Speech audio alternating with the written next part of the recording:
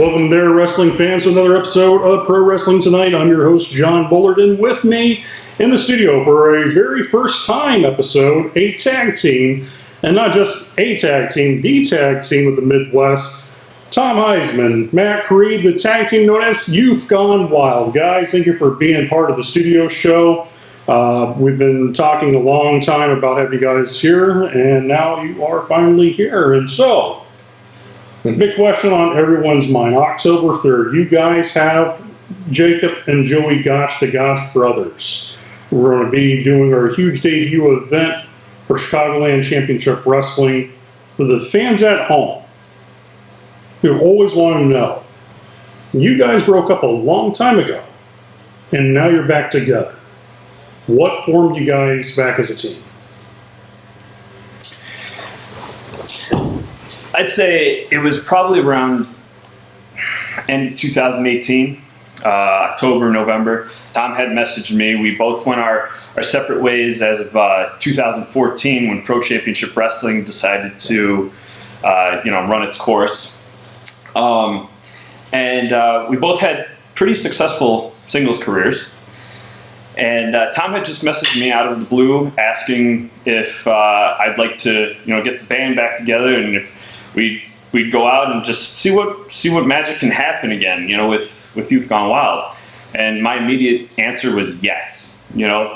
Let's see where we can go, because we left off on a high note. We were one of the biggest tag teams in the Midwest right around when Pro Championship Wrestling was coming to an end, and we just felt it was just time to break off and see what we can do and gain more experience as singles competitors.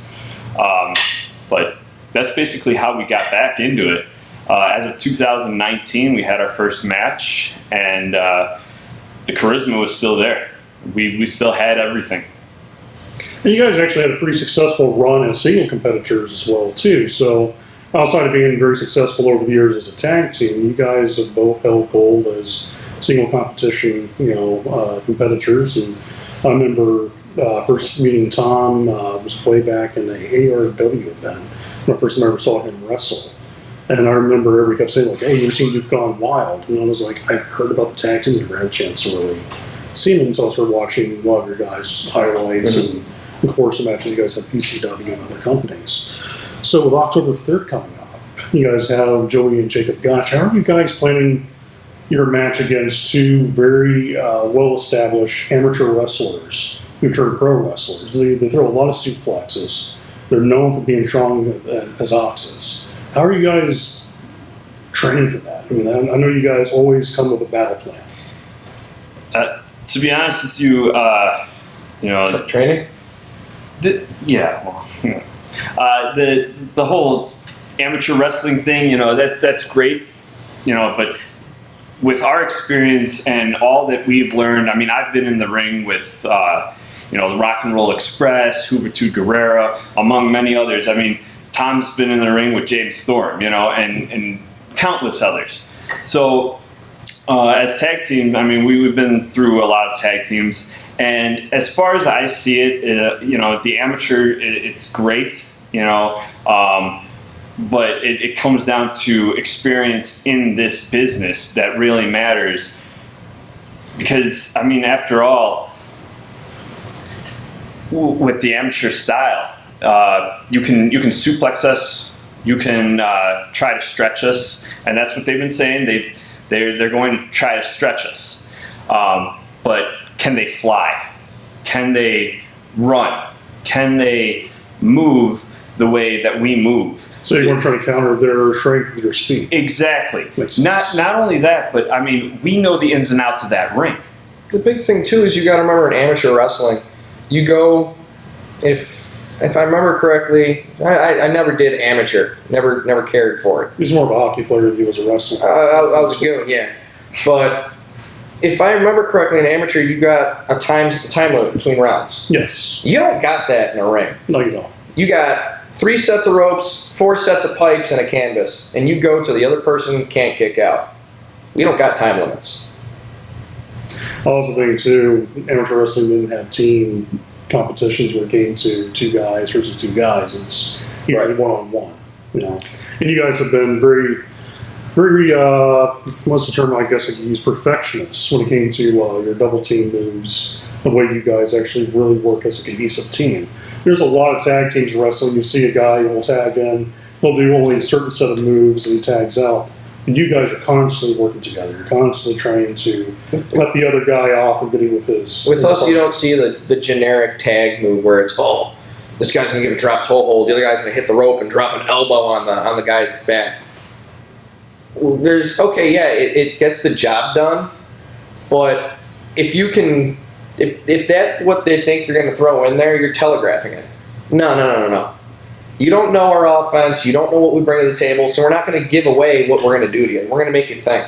What we did in our last match, you can go and watch a video of our last match, but not necessarily does that mean that we're bringing that particular style.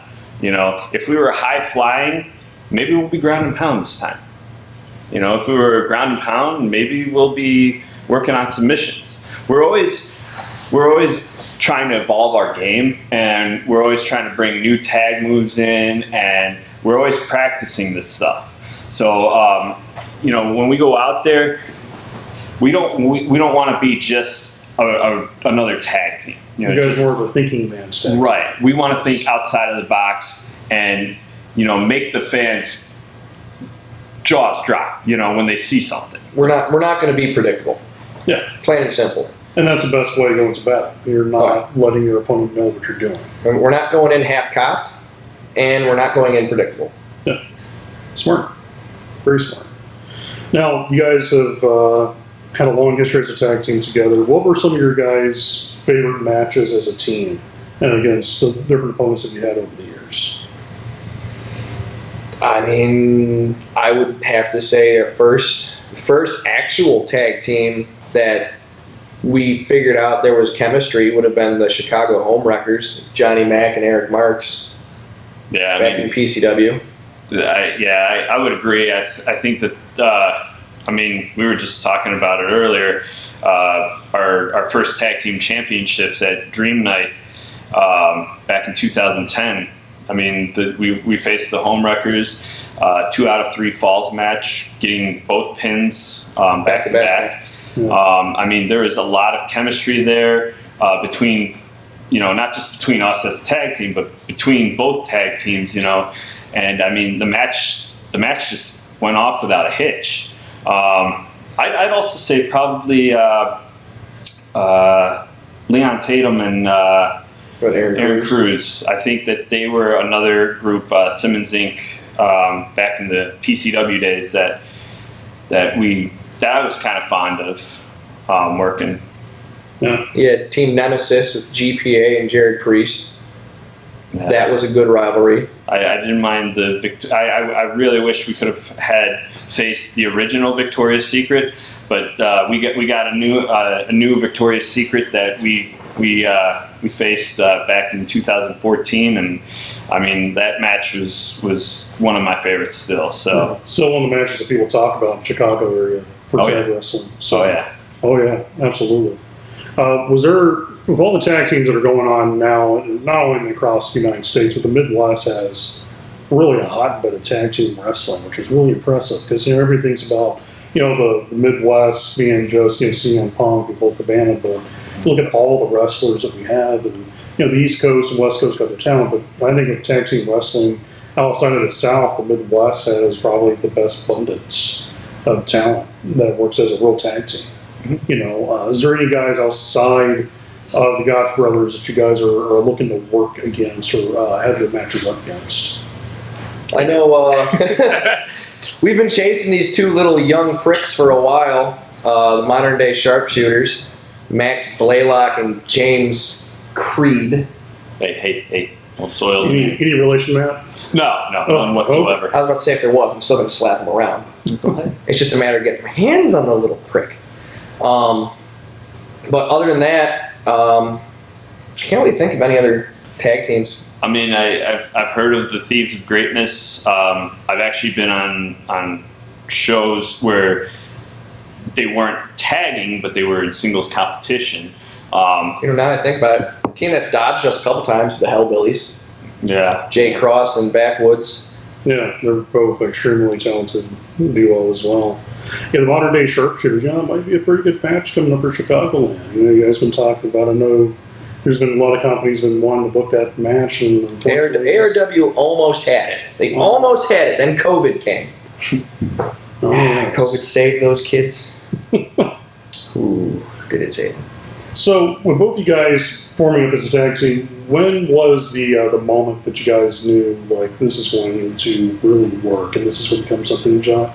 Not just like, two guys who do high flying, but two guys that are really going to have something special in the Midwest. Are you talking when it originally became a thing, or when we got back together? When it originally became the thing. Well, that's where it gets funny, because we were thrown together because at the time, PCW didn't know what to do with us. They didn't have a program set up. They didn't know what they were going to do with us. They were like, oh, we got these two kids. We don't know what to do with them. Oh, we're just going to throw them in a tag match and hope there's chemistry, because if not, they might be seeing the door on the other side walking away. So they put us in this match, and oddly enough, it just kind of clicked.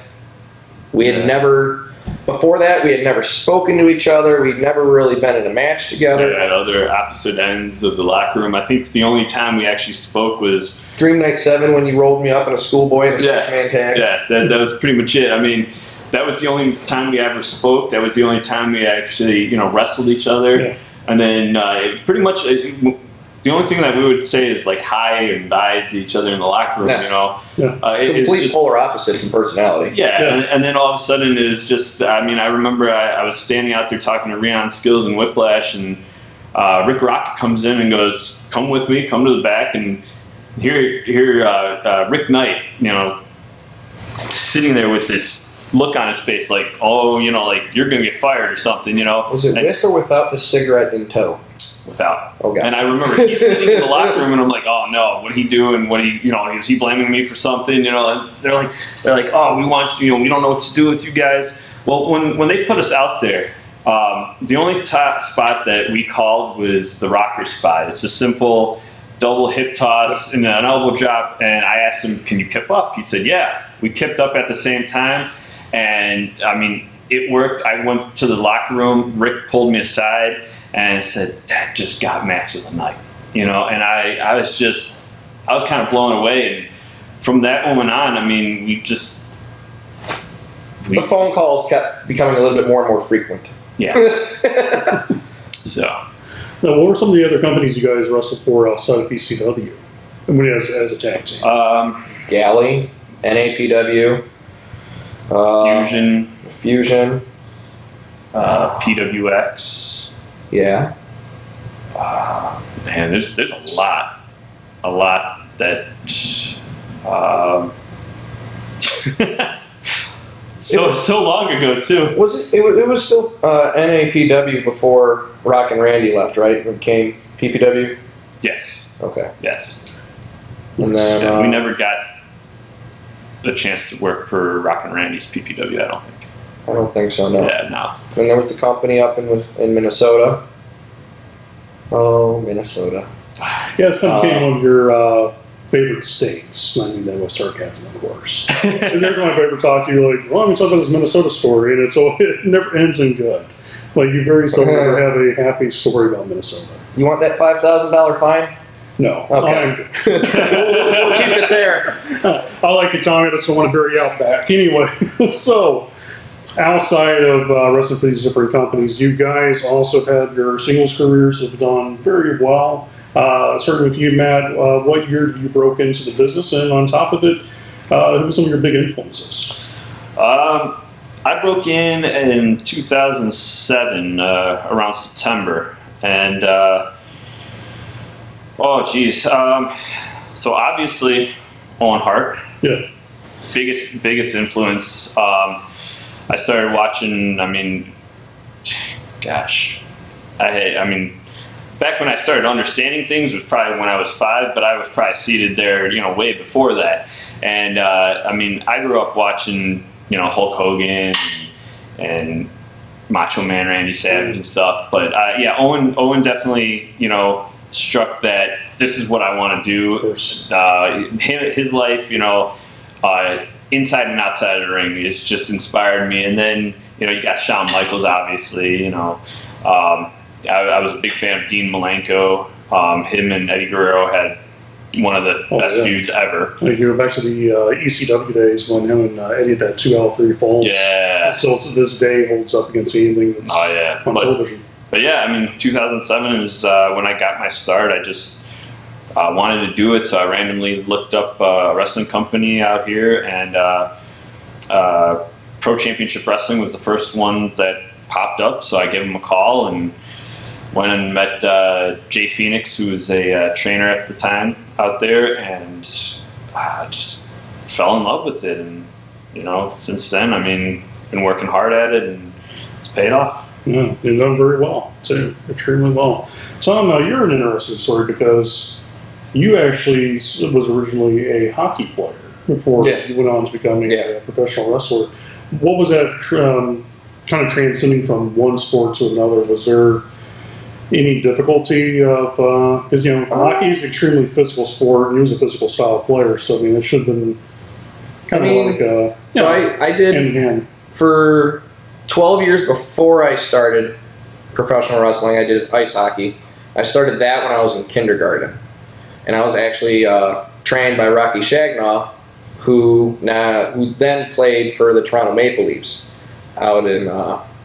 And I trained for hockey out in Willowbrook, Seven Bridges. Yeah. And then for 12 years did that. And then one day just went up to my parents and was like, I kind of want to get into professional wrestling. Like, me and my dad always watched it. Of course. He was a WCW guy. I was a WWF guy. Yeah. But, I'm a kid. I don't have power of the remote, so I got to watch what's on TV. Until I decided one day, it's like, I'm putting a TV here and a TV here, and we're watching both. So that was my Monday Night Wars. Yeah. When I wasn't out at hockey practice and whatnot. And then I told my parents, I believe my sophomore year of high school, I want to get into wrestling. This is what I want to do. It's like, I know I'm not going to do college. I don't have the know-how to be able to hold the knowledge I'm going to learn in college to get this huge banger job or whatever. And I know I'm not going to do that wrestling, but I like getting my hands dirty, so whatever. So manual labor is my thing. So my mom's like, absolutely not. You're going to break your neck. You're going to die, yada, yada. My dad's like, if you can find a school, and go do it. Yeah. We'll pay. Half hour later, I come up with Pro Championship Wrestling in my sophomore year. I bring that to them. They're like, all right, we'll do it next year. Make sure it's what you want to do. All right, well, 2008 rolls around, and I'm a junior, and I throw the paper on the table. I'm like, want to go there? I ain't going to be able to do hockey forever. My doctor's already telling me your knees are shot. You ain't going to be doing much after senior year. Yeah, once your knees are shot in hockey, it's pretty much a done deal. Well, you say the same in professional wrestling. Too. Yeah, but 13 years later, I'm still going. But yeah, no, my mom wasn't for it, but she said, we promised you, we let you do it, and proved her wrong. And my dad was all happy because he's like, oh, I love pro wrestling. Because of him, that's why I'm in it. I watched it for years because of that. Similar to your story, my influences were Owen Hart, Shawn Michaels. The one that makes a lot of sense is Brian Pillman Sr. And then, Austin and Taker. And it's a lot of the Attitude Era stuff. Yeah. That's what I enjoy. It was a time period where you as a kid was watching them most often, so it's your influence with what you're seeing is what gravitates towards you. And the thing that always makes people upset is I'm not a Hogan fan at all. Wasn't a fan of Hogan, wasn't a fan of Warrior. Yeah. Golden age of wrestling, sure, it was cool. Everybody had their niche. I'm an Attitude Era, ruthless aggression type of guy. Yeah. And he's an Attitude Era. I'm more like new generation. Yeah. Well, because of you guys, they got guaranteed contracts. I just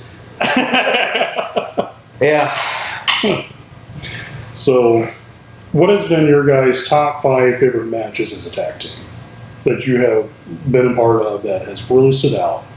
That when it comes to test time, when you guys finally leave the business, retire, they can look back and say, all right, we had to put on a best of DVD for people to know what we were about. Who would be your matches? Chicago Homewreckers, Mac and Marks. Caribbean Arrogance, the one we just recently this past year. That was a good match. I watched that. It was very good. Victoria's Secret at the Ultimate event with Warrior at PCW. Probably the Oak Fest show with GPA and Jared Priest, where we main evented that show. Where I got my foot stuck between the fence and the fence post. And if you can find that match, please send it my way. If you can find that on YouTube, because I've been looking, I can't find it.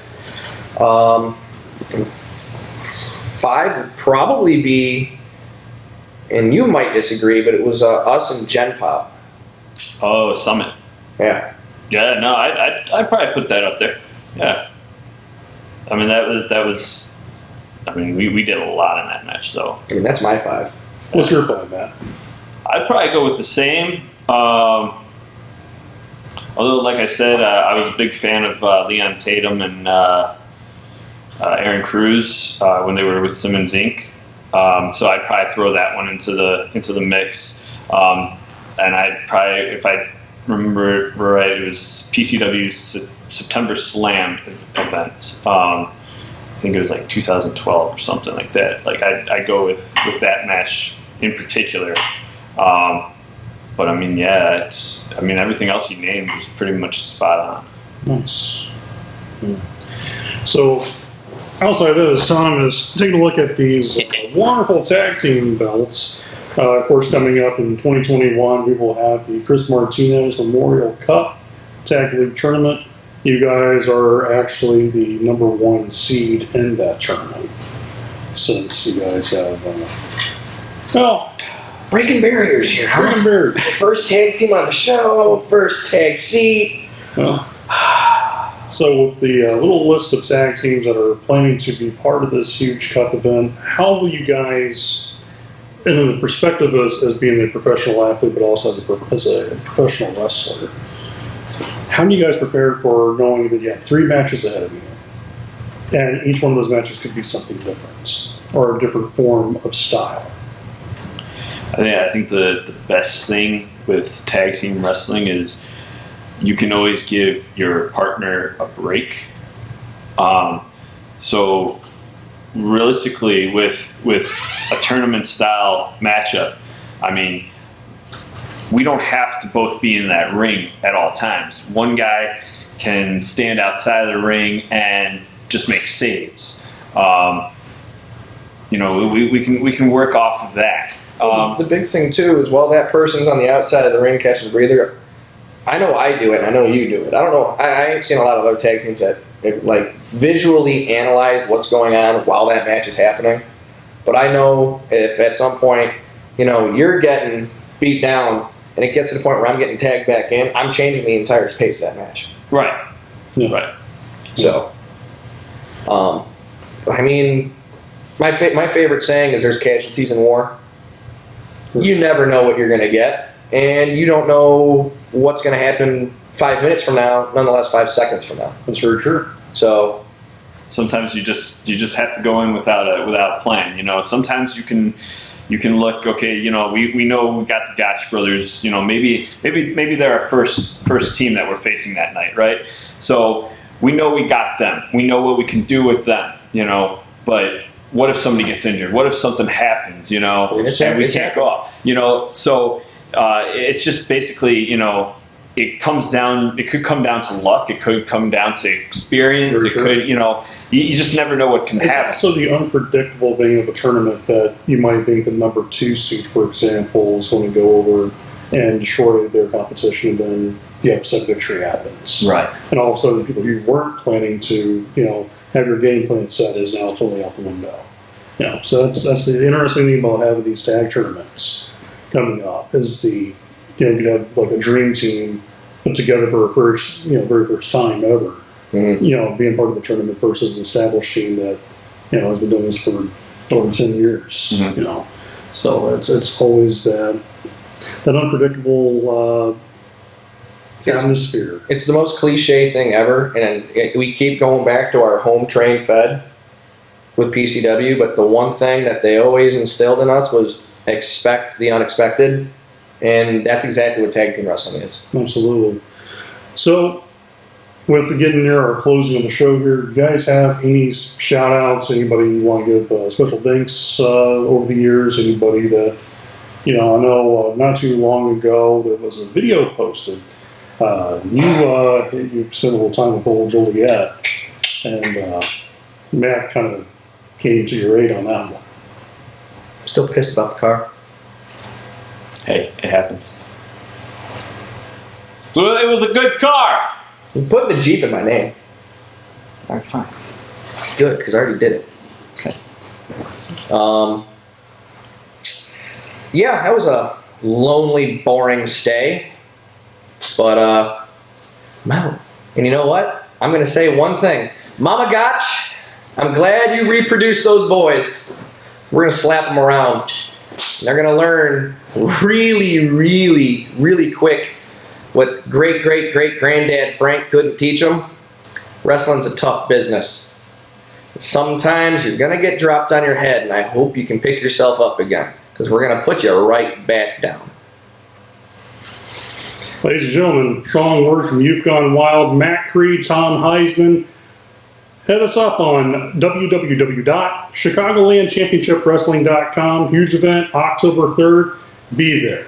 And we all see every single one of you fans at ringside.